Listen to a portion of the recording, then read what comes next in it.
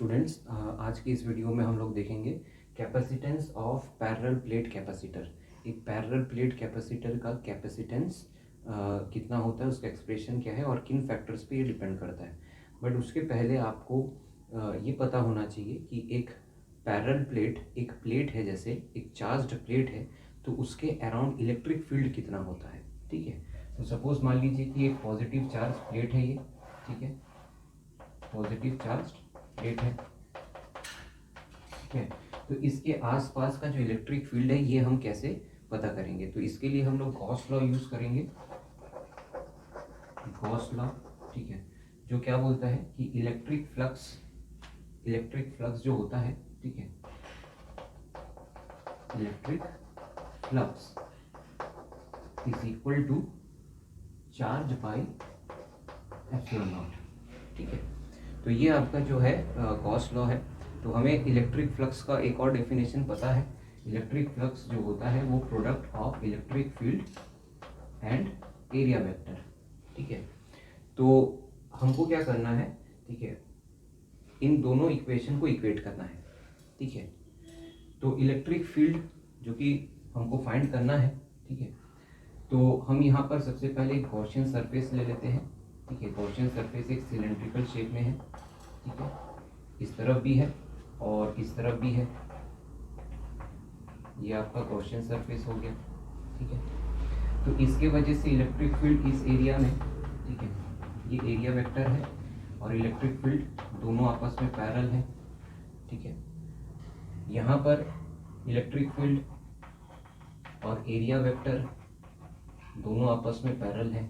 ठीक है, लेकिन जो बाकी का एरिया है, बाकी जो सिलेंडर का एरिया है, ठीक है, यहाँ पर जैसे सपोज ये पॉइंट है, यहाँ पर इलेक्ट्रिक फील्ड और एरिया वेक्टर दोनों के बीच का एंगल कितना है, 90 डिग्री।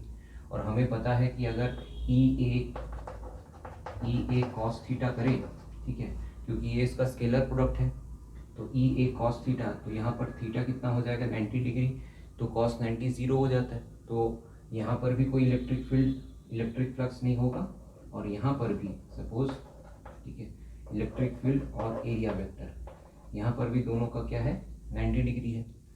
तो बाकी जो सरफेस है उसके वजह से कोई भी इलेक्ट्रिक फ्लक्स नहीं होगा। सिर्फ कौन से एरिया के लिए होगा, ये जो फेस एरिया है, ठीक है, और यहाँ पर जो फेस एरिया है। ठीक है, तो अगर हम इन दोनों को ऐड करें तो हमको टोटल इलेक्ट्रिक फ्लक्स पता चल जाएगा। ठीक है, तो टोटल फ्लक्स कितना है, ठीक है, ई ए कॉस 0, ठीक है, प्लस माइनस ए कॉस 0। ठीक है, क्यों मैंने माइनस लिखा, क्योंकि यहाँ पर एक कन्फ्यूजन ये क्रिएट होता है कि ये इलेक्ट्रिक फील्ड का डायरेक्शन यहाँ पर अलग है और यहाँ पर डायरेक्शन अलग है, तो इसको मैंने इसका नेगेटिव ले लिया। ठीक है, और एरिया वेक्टर का जो डायरेक्शन है यहाँ पर, उसके ऑपोजिट एरिया वेक्टर का डायरेक्शन यहाँ ऑपोजिट है, तो इसलिए हम दोनों को क्या ले लिए, नेगेटिव। ठीक है, तो अगर आप देखोगे cos 0 तो 1 होता है, तो ये कितना आएगा, E A plus E A is equal to 2EA। ठीक है, 2EA, ये क्या आया आपका, इलेक्ट्रिक फ्लक्स। ठीक है, बट गॉस लॉ से हमको ये भी पता चलता है कि electric flux is equal to charged enclosed in the area, ठीक है, डिवाइडेड बाई, ठीक है, एप्सिलॉन नॉट। ठीक है, तो टोटल फ्लक्स तो ये भी है, total flux is equal to q by epsilon naught. ठीक है, अब ये जो क्यू है, ठीक है, ये हमको कैसे पता चलेगा, है ना, तो ये पता चलेगा आपके सरफेस चार्ज डेंसिटी से।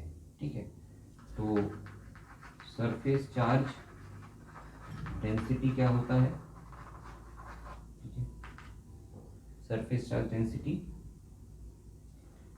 चार्ज इनटू, ठीक है, divided by area, sorry, charge divided by area, ये है आपका चार्ज डेंसिटी। ठीक है, इसको हम लोग ऐसे रिप्रेजेंट करते हैं। ठीक है, तो Q की जगह मैं क्या लिख सकता हूँ, Q is equal to surface charge density into area. ठीक है, तो यहाँ पर मैं क्या लिख दिया, surface charge density by epsilon naught. तो ये इक्वेशन 1, ये इक्वेशन 2। ठीक है, इन दोनों को आप इक्वेट कर दीजिए। ठीक है। तो 2EA, ठीक है, is equal two by epsilon naught. तो ए और ए कैंसिल हो गया, ई कितना आ रहा है, charge density by 2 times of epsilon naught. ठीक है, तो ये क्या आया आपका, ये क्यों बताया, हालांकि ये फर्स्ट चैप्टर का है लेकिन इसका यूज यहाँ पर काफ़ी है, इसलिए मैंने इसको पूरा पहले डिराइव कर दिया। ठीक है, तो this is the electric field around a charged plate. ठीक है, इन्हीं को यूज करके हम लोग कैपेसिटेंस में भी यूज करेंगे, उसके कैपेसिटेंस को कैलकुलेट करने के लिए। ठीक है, तो यहाँ तक आपको समझ में आ गया। ठीक है, तो हमने यहाँ पर क्या क्या लिया, गॉस लॉ से हमने इलेक्ट्रिक फ्लक्स, ठीक है, गॉस लॉ इलेक्ट्रिक फ्लक्स दोनों को इक्वेट कर दिए। तो यहाँ पर जो एरियाज हैं, ठीक है, ये एरिया इलेक्ट्रिक फील्ड के पैरेलल है, ये एरिया इलेक्ट्रिक फील्ड के पैरेलल है, लेकिन इस तरफ के जो एरियाज हैं वो इलेक्ट्रिक फील्ड के परपेंडिकुलर हैं, इसलिए इनका कोई कंट्रीब्यूशन नहीं है। कंट्रीब्यूशन किनका होगा, सिर्फ इसका और इसका। अब ये इसका डायरेक्शन और इसका डायरेक्शन दोनों ही ऑपोजिट है। ठीक है, इसलिए यहाँ पर माइनस माइनस कर दिए, तो ई ए कॉस जीरो, जीरो क्यों, क्योंकि पैरेलल है। ठीक है, और यहाँ माइनस ई माइनस ए कॉस जीरो। ठीक है, तो इन दोनों का सम कितना आ रहा है, 2EA। ठीक है, तो this is your total flux. लेकिन गॉस लॉ के हिसाब से टोटल फ्लक्स कितना होता है, charge enclosed by epsilon naught. ठीक है, तो चार्ज एनक्लोज्ड कैसे पता किए हम लोग, सरफेस चार्ज डेंसिटी से, जो कि होता है चार्ज पर यूनिट एरिया। ठीक है, तो यहाँ से हम लोग चार्ज को निकाल लिए, तो surface charge density into area, ये वैल्यू को यहाँ पुट कर दिए। अब ये दोनों इक्वेशन को अगर इक्वेट करोगे तो आपका इलेक्ट्रिक फील्ड आ जाएगा। तो याद रखना है अपन को कि electric field around a plate, charge plate कितना होता है, surface charge density by 2 times of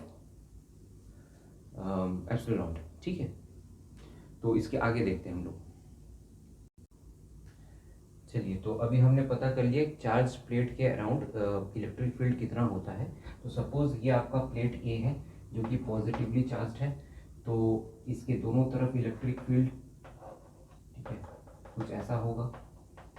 ठीक है, अब अगर मैं एक नेगेटिव प्लेट को ले आता हूँ, जो कि कैपेसिटर में दोनों टाइप के प्लेट होते हैं, पॉजिटिव और नेगेटिव, तो इसके अराउंड जो इलेक्ट्रिक फील्ड होगा इसके डायरेक्शन से ऑपोजिट होगा।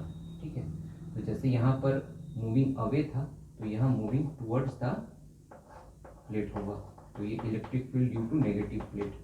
ठीक है, तो यहाँ पर आप देख रहे हो कि with in the plates, in plates के बीच में, अंदर में इलेक्ट्रिक फील्ड का डायरेक्शन क्या है, सेम है।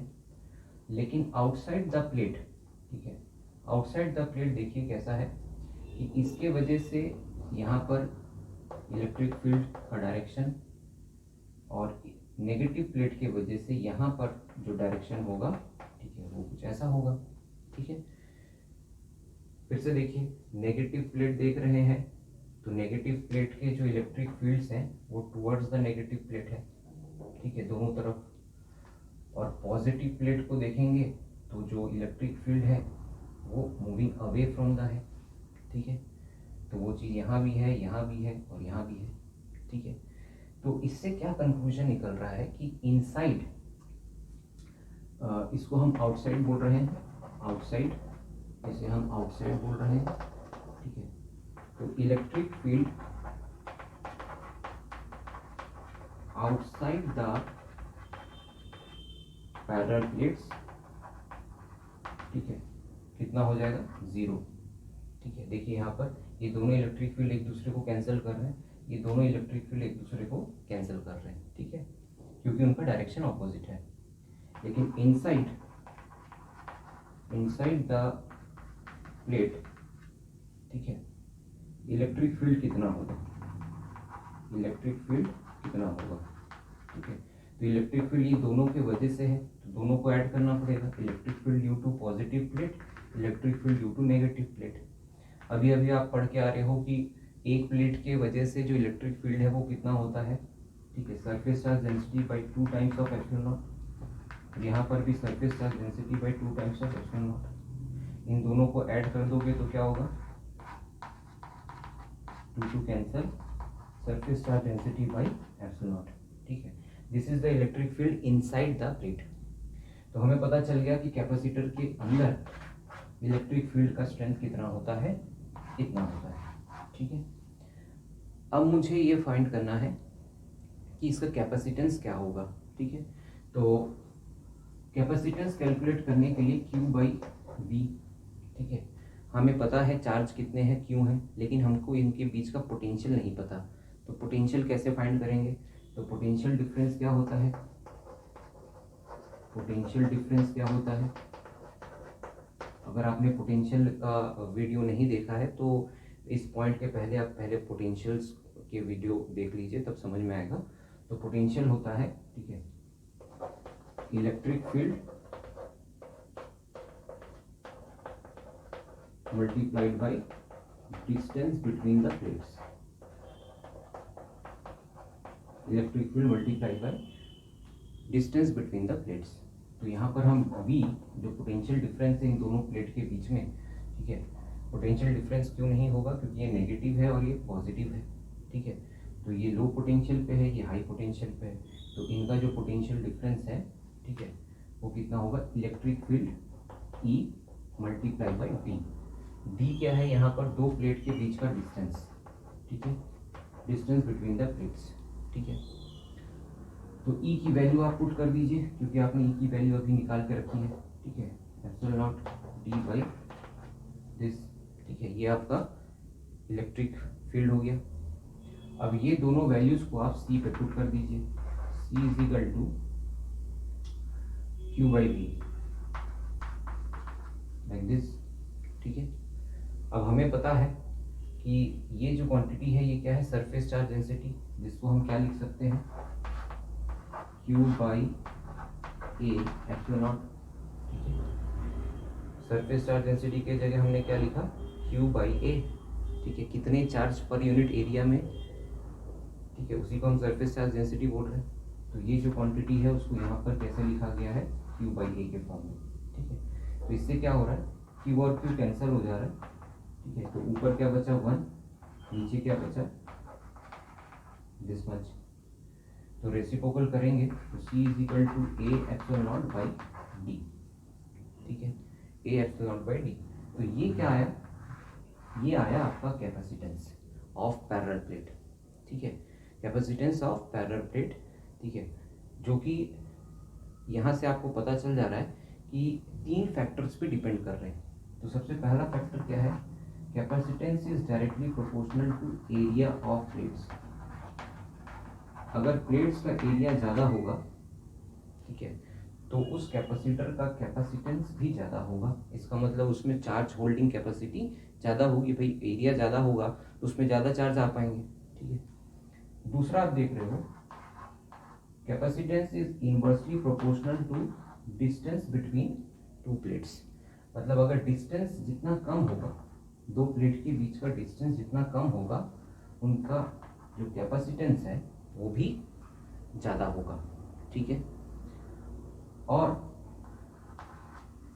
थर्ड फैक्टर जो है ये है आपका परमिटिविटी, ठीक है, या nature of medium between the plates, ठीक है। हम क्या लिखेंगे? Nature of medium between plates, ठीक है। तो याद रखिए जो कैपेसिटेंस है, ठीक है, कैपेसिटेंस ज्योमेट्रिकल फैक्टर्स पे डिपेंड कर रहा है, ठीक है। तो कैपेसिटेंस का डेफिनेशन तो ठीक है, ठीक है। आपको अगर समझना है कैपेसिटेंस तो ये समझिए कि कैपेसिटेंस किन फैक्टर्स पे डिपेंड कर रहा है। कैपेसिटेंस किसी भी कंडक्टर का, यहाँ पर तो 2 कंडक्टर हैं, ठीक है, ये किस पे डिपेंड कर रहे हैं? ठीक है, उनके ज्योमेट्रिकल फैक्टर्स पे, जैसे कि एरिया, जैसे कि उनके बीच का डिस्टेंस, ठीक है, जैसे कि उनके बीच का जो मीडियम है, ठीक है, इन सारी चीज़ों पे डिपेंड कर रहा है, ठीक है। तो यहाँ पर हमने electric field of parallel plate, electric field of charge plate हमने पहले डिस्कस किया, ठीक है।